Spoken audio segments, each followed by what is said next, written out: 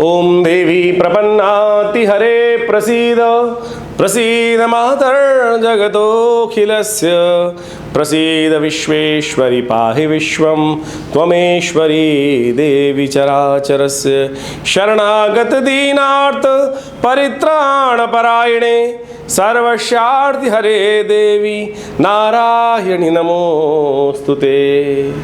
नमस्कार, स्वागत है आपका आचार्य वाणी में। मैं आचार्य डॉक्टर विक्रमादित्य आपके साथ हूँ। आज का विषय जो हम आपके समक्ष उपस्थित करने जा रहे हैं कि जुलाई के आरंभ काल में ग्रहों का परिवर्तन जो मेष राशि वालों के लिए हुआ है उसका प्रभाव कैसा रहेगा। देखिए, मेष राशि वालों, शनि महाराज इन दिनों विशेष तौर पर वक्री होकर अभी आगे बढ़ने के योग बना रहे हैं, जो अभी जुलाई से पहले ही वक्री हुए और पूरे करीब 4 महीने तक ये वक्र स्थिति में रहेंगे और आपकी राशि के अनुसार से लाभ वाले भाव में चल रहे हैं। तो आपको चिंता करने की आवश्यकता नहीं है। ये योग आपके लिए बहुत महत्वपूर्ण है।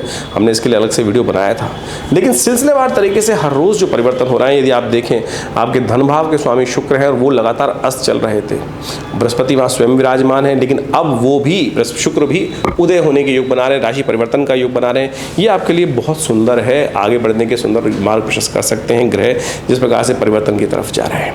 इस पक्ष की यदि हम बात करें, आषाढ़ का महीना चल रहा है, दो तिथियां एक ही पक्ष में विशेष तौर पर 6 हो गई, प्रतिपदा भी, और इस पक्ष के अंदर आने वाले समय में चतुर्दशी भी 6 हो जाएगी। और ये जो 2 तिथियां एक पक्ष में 6 होने से कई बार कुछ कष्ट होने के योग बनते हैं, तो ऐसे में थोड़ा सावधान होकर कार्य करने का प्रयास है। सिलसिलेवार तरीके से समझें, ग्रह नक्षत्र हर रोज़ जो परिवर्तन होगा उसका क्या प्रभाव आपके ऊपर डालेंगे, तो उसके अनुसार से आपको अपने जीवन में भी कुछ चीज़ों में परिवर्तन करने का योग बनाना पड़ेगा।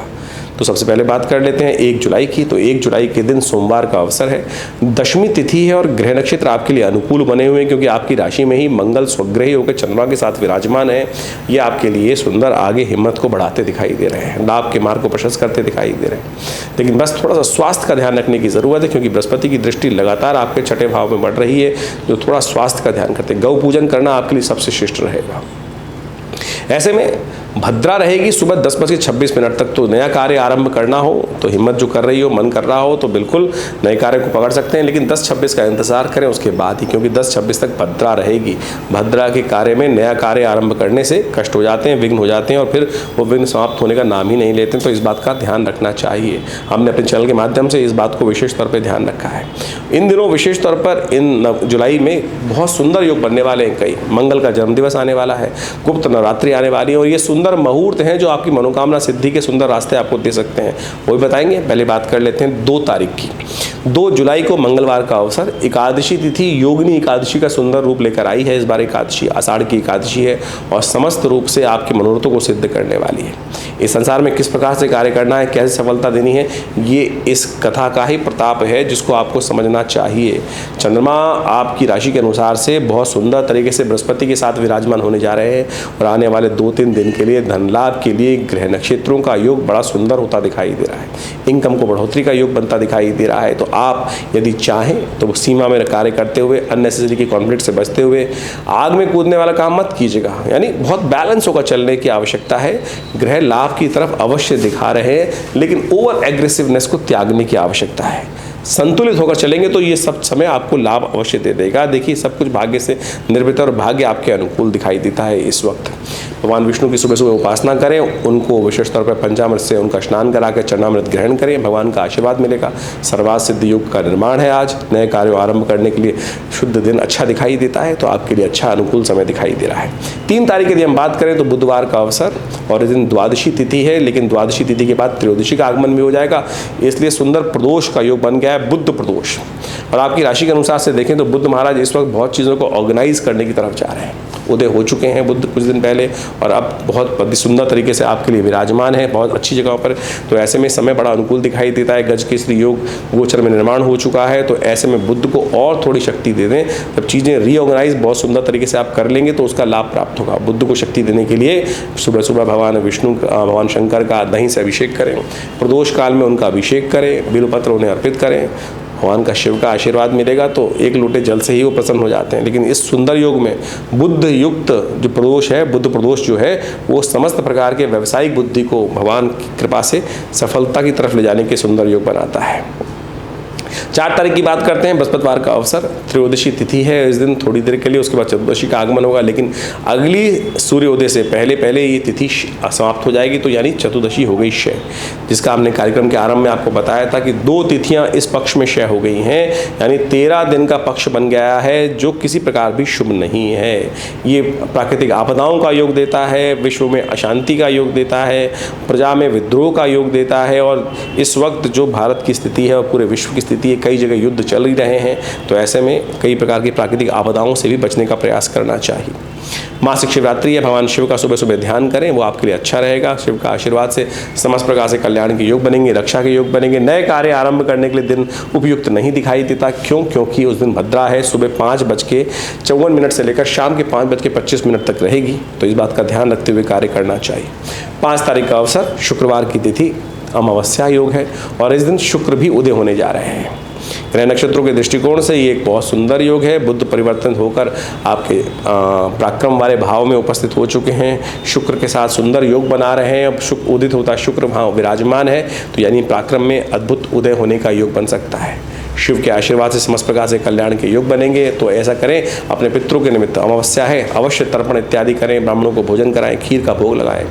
शुक्रवार का अवसर और अमावस्या पितरों की तर्पण के लिए बहुत सुंदर रहेगा, यह आप उपाय अवश्य कर लीजिएगा। 6 तारीख का दिन अद्भुत है। इस दिन गुप्त नवरात्रि का आरंभ हो रहा है। आषाढ़ के महीने की प्रतिपदा जो है वो गुप्त नवरात्रि को आरंभ करती दिखाती है, और लेकिन इस बार शनिवार के दिन ये सुंदर योग बना है। कहा जाता है कि शनिवार के दिन यदि कोई शुभ आरंभ, शुभ पूजन पाठ अनुष्ठान यदि आरंभ किया जाए, तो वो अवश्य सफलता और मनोरथ सिद्ध करने की तरफ जाता है। और गुप्त नवरात्रि तो वैसे ही मनोकामनाओं की सिद्धि के लिए अद्भुत है, जिसमें कहा जाता है कि चुपचाप परमात्मा की आराधना करें, कोई पंप एंड शो करने की आवश्यकता नहीं है। हमने विवेकानंद योगाश्रम में इस समय में पूरे 9 दिन के लिए दुर्गा सप्तशती का यज्ञ रखा है। शेष चंडी का पाठ रहेगा, तो आप भी इसमें सम्मिलित हो सकते हैं। अपने नाम से सुंदर आहुति करने की व्यवस्था बना सकते हैं। फ़ोन नंबर्स आपके साथ हैं। भगवती दुर्गा के जितने मंत्र हैं उन सबकी आराधना करें, सब श्लोक की दुर्गा का पाठ करें। दुर्गा विशेष तौर पर दुर्गा आरती शमनी, सर्वमंगल मांगल्य, जो भी मंत्र आपको याद है, सबसे श्रेष्ठ दुर्गा सप्तशती है, उसका पाठ करने का प्रयास कीजिए। ग्रह नक्षत्रों के अनुसार से आपके लिए अच्छा रहेगा, लाभ देने वाला समय रहेगा, तो अवश्य इन सब कार्यों को करने का प्रयास कीजिए। चंद्रमा परिवर्तित होने की तरफ जाएंगे और ये बुध के साथ सुंदर योग बनाएंगे अगले दिन, ये आपके लिए अनुकूल ग्रह की स्थिति दिखाता है। 7 तारीख का अवसर रविवार है, और उस दिन शुक्र भी राशि परिवर्तन करने का योग बना रहे हैं, और शुक्र महाराज चतुर्थ भाव में बुध के साथ, चंद्रमा के साथ विराजित हो रहे हैं, और ये आपके लिए चीज़ों को विशेष तौर पे अच्छा योग बनाएंगे। शुक्र परिवर्तन करके बुध के साथ जो आ रहे हैं, ये कहीं ना कहीं से आपके लिए प्रॉपर्टी इत्यादि में कुछ निवेश करने का नया अवसर आपको मिल सकता है।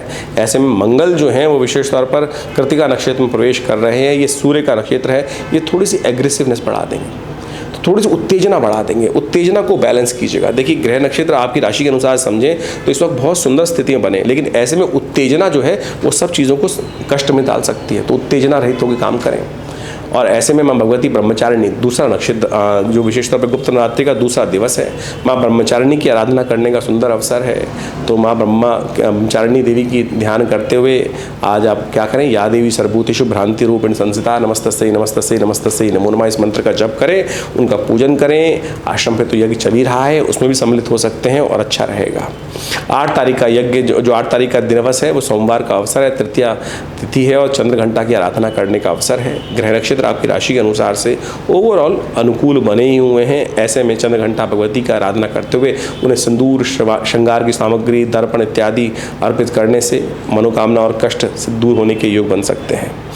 तो 9 तारीख के दिन बात करें तो उस दिन तिथि बड़ी विचित्र दिखाई दे रही है और अद्भुत दिखाई दे रही है, और मंगल जो एग्रेसिव हो रखे हैं उनको शांत करने का अवसर है, क्योंकि मंगल का जन्म दिवस है। इस दिन मंगलवार है, तृतीया तिथि उदय तिथि है, उसके बाद चतुर्थी का आगमन हो जाएगा, तो अंगारक चतुर्थी का निर्माण हो जाएगा। तो ऐसे में ग्रह नक्षत्रों के दृष्टिकोण से देखें तो ये तिथि आपके लिए बड़ी अनुकूल दिखाई देती है। और ऐसे में हनुमान जी का पूजन, सुंदरकांड का पाठ, ये सब मनोरथों को सिद्ध करने के योग बनाएगा। चंद्रमा परिवर्तित होकर आपके लिए विजय के योग बनाते दिखाई दे रहे हैं। आपके कार्यों को पूर्ण फल आपको दे सकते हैं। जो आपके विरोधी हैं उनको परास्त करने का सुंदर योग बनता दिखाई दे रहा है। तो ऐसे में मंगल को और थोड़ी सी शांत करें, उसकी शालीनता को बढ़ाने का प्रयास करें, तो आपके लिए अच्छा रहेगा। हमने विवेकानंद योगाश्रम में जो नवरात्र का यज्ञ चल रहा है उसके साथ साथ सुंदरकांड का भी पाठ रखा है, तो आप भी इसमें सम्मिलित हो सकते हैं। आनंद भाव से कृपा का योग बनेगा। भगवान की स्तुति अवश्य करने का प्रयास कीजिए। 10 तारीख का अवसर बुधवार का योग है और ऐसे में चतुर्थी तिथि उदय तिथि है, पंचम नवरात्र है, माँ स्कंद माता की आराधना करने का अवसर है। माँ भगवती स्कंद माता का वास्तविक स्वरूप है। या देवी सर्वभूतेषु मातृरूपेण संस्थिता नमस्तस्यै नमस्तस्यै नमस्तस्यै नमो नमः। इसका यथाउचित भाव से जप करें, कल्याण होगा। देखिए, भारतीय ज्योतिष विज्ञान एक ऐसा चमत्कार है जो समय की वास्तविक तौर पर चाल को आपको समझाने का प्रयास करता है।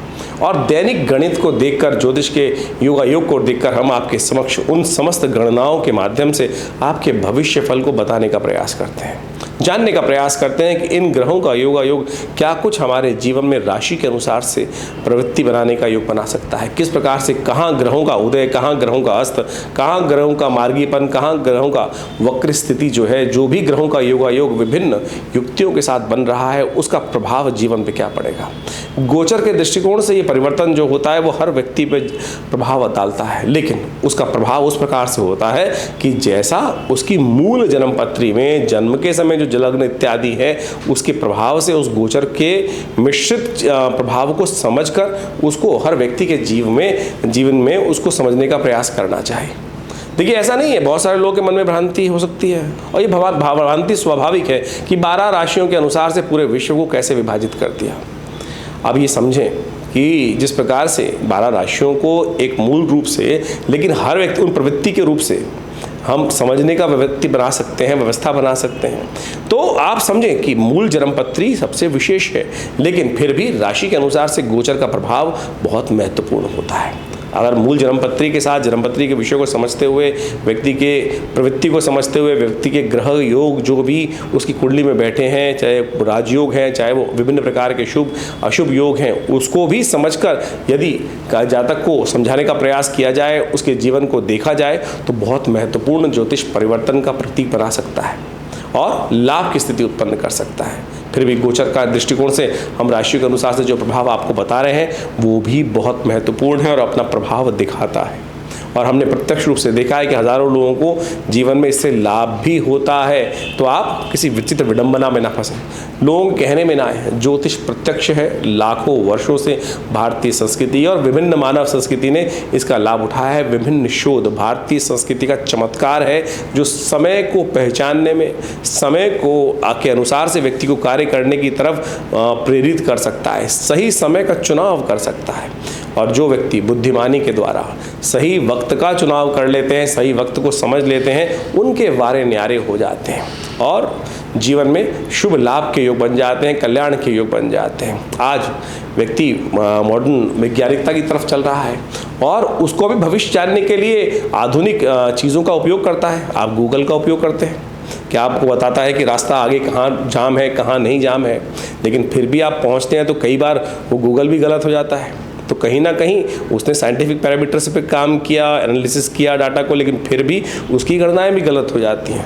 और आप समझें जो भविष्य की दिशा है, क्योंकि भविष्य, ग्रहयोग, वर्तमान सब परिवर्तनशील है। ऐसा कुछ भी नहीं है कि जो स्टैटिक है, सब कुछ परिवर्तन की तरफ जा रहा है, सब कुछ आगे हर पल हर क्षण बदल रहा है। और वो बदलाव इतना तीव्र भी होता है और इतना क्षणिक भी होता है और इतना दीर्घ लंबा भी होता है कि जिसका कई बार परिवर्तन बहुत महत्वपूर्ण सामने आ जाता है और कई बार इतना स्वाभाविक होता है कि व्यक्ति को पता भी नहीं चलता। तो आप समझें ज्योतिष विज्ञान, इसका मुझे एग्जाम्पल देने का, उदाहरण देने का केवल मतलब ये था कि हर चीज़ परिवर्तनशील है।